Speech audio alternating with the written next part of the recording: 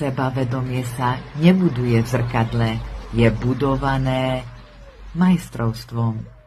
Môžete si opakovať všetky afirmácie na svete, ale ak sa necítite vnútorne uzemnené, tak sa zrútite v momente, keď vás život začne testovať.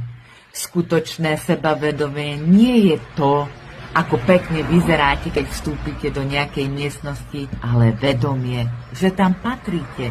Je to vedomie, že máte zručnosti na to, aby ste viedli, aby ste predávali, aby ste hovorili, aby ste vytvárali a aby ste vybudovali svoj život od nuly, ak musíte. Každá jedna zručnosť, ktorú získate, je tehlou základu vašej neotrasiteľnej sebahodnoty. Predaj, vodcovstvo, disciplína, rozprávanie, obsah, toto vás robí nebezpečnými.